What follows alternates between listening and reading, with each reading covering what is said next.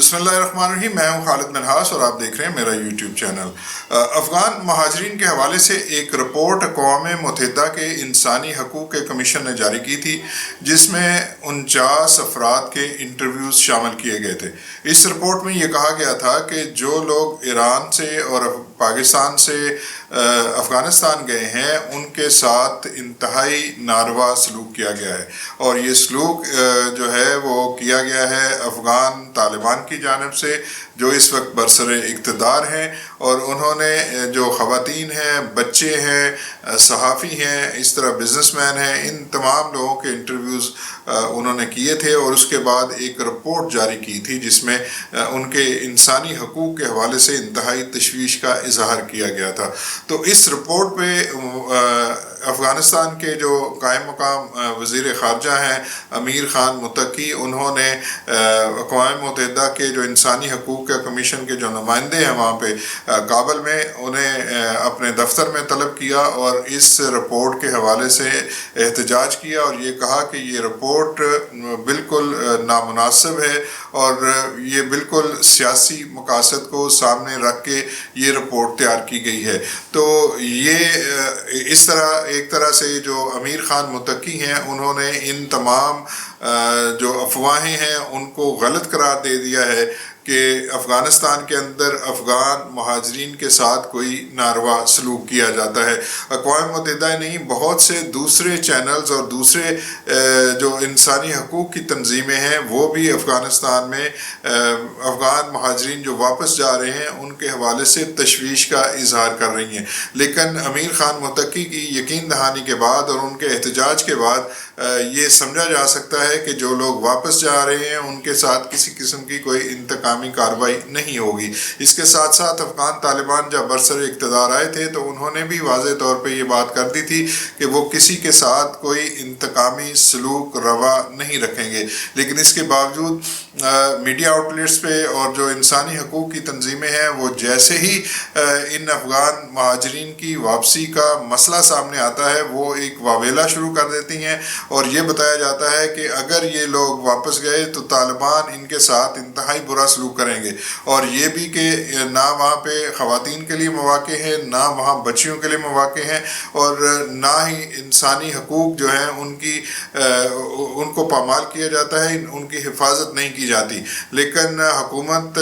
جو افغانستان کی حکومت ہے وہ اس بات کی پہلے بھی یقین دہانی کرا رہی ہے، اور اب امیر خان متقی کی جانب سے جو بیانات سامنے آئے ہیں اس کو دیکھ کے یہ کہا جا سکتا ہے کہ اس قسم کی ظاہر ہے ایک مخصوص مقاصد کے لیے یہ پروپوگنڈا کیا جاتا ہے، اور یہی پروپوگنڈا جو ہے وہ پوری دنیا کے اندر پھیل رہا ہے. دوسری بات یہ ہے کہ اگر خواتین کے حقوق نہیں دیے جا رہے یا بچیوں کو اسکول نہیں بھیجا جا رہا یا انہیں ملازمت میں مواقع نہیں دیے جا رہے تو یہ مسئلہ جو ہے وہ ساری دنیا کا ہے، اور اس ساری دنیا کو اور دنیا کے تمام ممالک کو افغانستان پہ دباؤ ڈالنا چاہیے، طالبان پہ دباؤ ڈالنا چاہیے کہ جناب آپ ان کو مواقع مہیا کریں، آپ ان کے لیے اسکولوں کا بندوبست کریں، آپ ان کے لیے یونیورسٹی کی تعلیم کا بندوبست کریں. تو یہ تمام چیزیں اسی وقت ہوں گی جب بین الاقوامی دباؤ ان پہ ہوگا، تو پھر وہ جو ہے یہ تمام چیزیں کرنے کے لیے تیار ہوں گے. اس وقت حالات یہ ہیں کہ سوائے ایک ملک جس میں جو روس ہے اس نے طالبان کی حکومت کو تسلیم کیا ہے، اس کے علاوہ کوئی بھی ملک طالبان کی حکومت کو تسلیم کرنے کے لیے تیار نہیں ہے. اور ان کا صرف ایک مطالبہ ہے کہ جب تک آپ ایک انکلوسیو حکومت یہ ہوتا ہے کہ جس میں تمام طبقات کی نمائندگی ہو، معاشرے کے تمام لوگ جو ہیں وہ اس میں شامل ہوں، جب تک وہ حکومت نہیں بنتی اور خواتین کے اور دیگر جو منارٹیز ہیں ان کے حقوق کا تحفظ نہیں کیا جاتا، بین الاقوامی دنیا طالبان کی حکومت کو تسلیم کرنے کے لیے تیار نہیں ہے. اور یہی وہ دباؤ ہے جو طالبان حکومت پہ مزید بڑھایا جا سکتا ہے، اور یہ اس صورت میں بھی ہو سکتا ہے کہ ان کی فنڈنگ جو ہے اس پہ بھی قدغن لگائی جائے، اور انہیں یہ کہا جائے کہ یہ جو طبقات ہیں ان پر وہ خاص طور پہ توجہ دے اور ان کے لیے مواقع مہیا کرے، تاکہ افغانستان کے لوگ وہ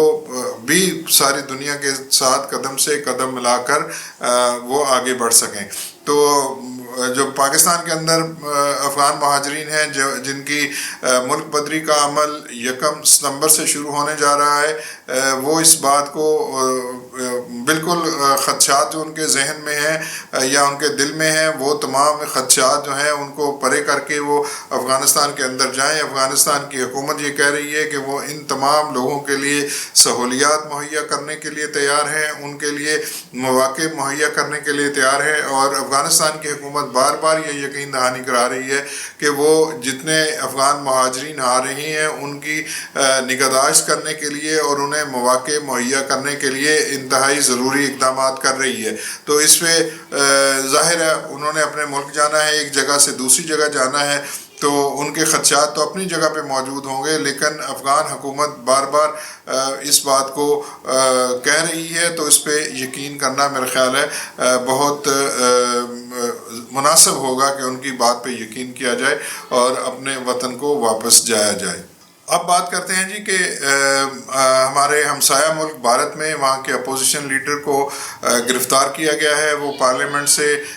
دوسرے اپوزیشن کے اراکین کے ساتھ نکلے تھے اور الیکشن کمیشن جو ان کا ہے اس کی طرف وہ مارچ کر رہے تھے۔ وہاں جا کے وہ الیکشن کمشنر سے ملاقات کرنا چاہ رہے تھے، کیونکہ راہول گاندھی انہوں نے ایک بہت بڑا سکینڈل پکڑا ہے۔ جو ووٹر لسٹیں ہیں ان میں لاکھوں ووٹس جو ہیں وہ جعلی اندراج کیا گیا ہے، تو اس پہ بہت بڑا ہنگامہ وہاں پہ کھڑا ہوا ہے، اور اسی وجہ سے یہ لوگ مارچ کرتے ہوئے الیکشن کمیشن کے دفتر میں جانا چاہتے تھے، لیکن پولیس نے ان کو گھیر کے ان کو گرفتار کر لیا۔ الیکشن کمیشن کا اور پولیس کا کہنا ہے کہ صرف 30 افراد کو آنے کی اجازت دی گئی تھی، لیکن یہ کوئی 200 کے قریب لوگ تھے جو الیکشن کمیشن کے دفتر میں جانا چاہ رہے تھے۔ تو اس لیے ہم نے امن و امان کو برقرار رکھنے کے لیے ہم نے راہول گاندھی اور ان کی بہن پریانکا گاندھی سمیت متعدد افراد کو گرفتار کیا ہے۔ ابھی تک یہ نہیں بتایا گیا کہ کل کتنے افراد گرفتار ہوئے ہیں، لیکن ایک بڑی تعداد میں لوگوں کو گرفتار کیا گیا ہے۔ جو فوٹیجز سامنے آئی ہیں اس میں دیکھا جا سکتا ہے کہ جو اپوزیشن کے لیڈر ہیں ان میں سے کئی جو بیریکیڈز ہیں ان کو پھلانگتے ہوئے نظر آئے ہیں، اور راہول گاندھی جو ہے وہ میڈیا کے ساتھ گفتگو کرتے ہوئے نظر آئے ہیں۔ اور راہول گاندھی کا یہ کہنا ہے کہ جب ہم ایک ون مین ون ووٹ کی بات کرتے ہیں تو یہ وہ تقدس ہے جو برقرار رہنا چاہیے، لیکن جب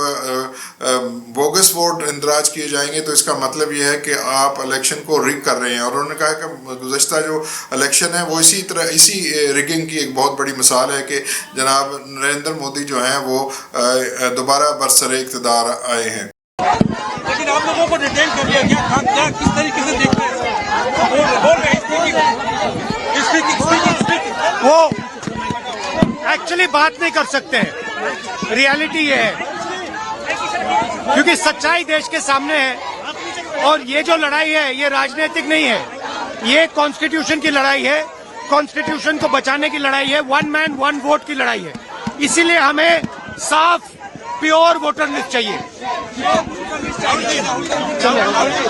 ون مین ون ووٹ کا اصول ہی یہی ہے کہ شفاف انتخابات ہوں، جو ووٹ جو ڈالا جائے وہ ووٹ وہاں سے نکلے۔ یہ صرف بھارت کا مسئلہ نہیں ہے بلکہ بڑی بڑی جمہوریتیں ہیں وہاں پہ بھی یہ مسائل ہیں، اور پاکستان میں یہ مسائل تو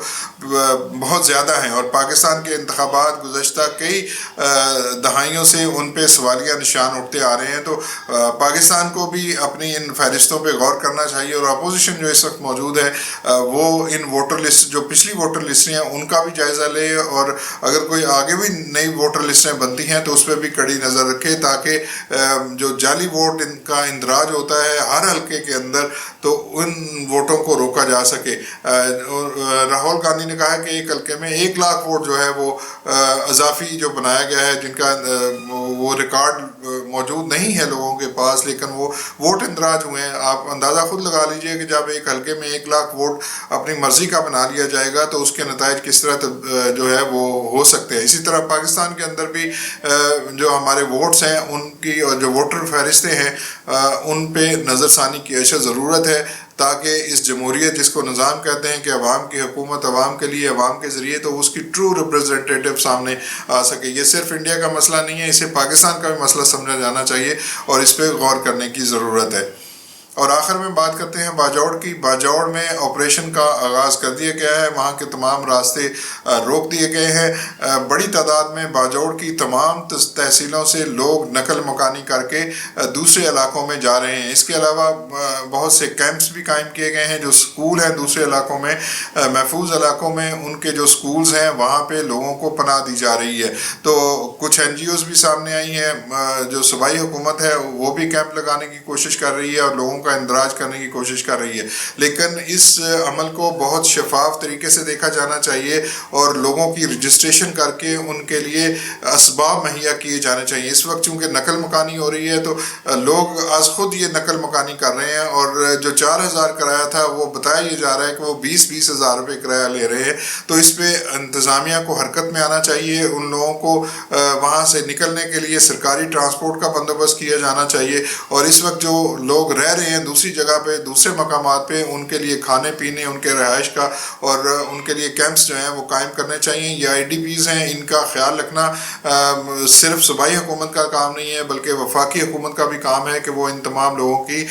نگہداشت کرے، ان کے لیے جو مسائل ہیں ان مسائل کو دیکھے. اور دوسری بات یہ ہے کہ باجوڑ میں بتایا یہ جا رہا ہے کہ مزید طالبان آنے کا سلسلہ جاری ہے. یہ کوئی 1500 کے قریب طالبان تھے یا ٹی ٹی پی کے لوگ تھے. اب بتایا جا رہا ہے کہ ان کی تعداد تقریباً 3,000 کے قریب پہنچ گئی ہے. تو اس جو افغانستان سے لوگ آ رہے ہیں اس سلسلے کو روکنا بھی بہت ضروری ہے، اور اس کے ساتھ ساتھ آپریشن ایک پوری تیاری کے ساتھ، مکمل تیاری کے ساتھ کیا جانا چاہیے تاکہ باجوڑ کو مکمل طور پہ واگزار کرایا جا سکے. کیونکہ باجوڑ کو وہ اپنا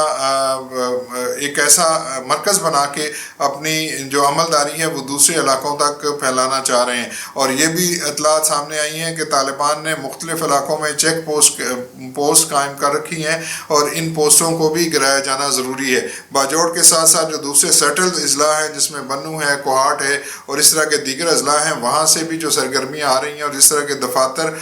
ٹی ٹی پی نے قائم کر رکھے ہیں، ان کے خلاف بھی ایک مؤثر کارروائی کی ضرورت ہے. صوبائی حکومت کو چاہیے کہ وہ ان افراد کے خلاف فوری کارروائی کرے، اور اگر صوبائی حکومت یہ نہیں کرتی تو وفاقی حکومت امن و امان کو برقرار رکھنے کے لیے اور ملک کی سلامتی کے خطرے کو پیش نظر رکھتے ہوئے آج خود کارروائی کر کے ان کے خلاف ایک بڑے آپریشن کا آغاز کرے تاکہ خیبر پختونخوا سے ٹی ٹی پی کا صفایا کیا جا سکے. کیونکہ جب تک ہم ان کا صفایا نہیں کریں گے افغانستان کے اندر تشکیلیں ہوتی رہیں گی اور لوگ جو ہیں وہ پاکستان کے اندر آ کے دہشت گردی کی کارروائیوں میں حصہ لیتے رہیں گے. یہ تھی آج کی تازہ ترین. ملیں گے نئے ولاگ میں، اس وقت تک کے لیے مجھے اجازت دیجیے. اپنا بہت سا خیال رکھیے. اللہ حافظ.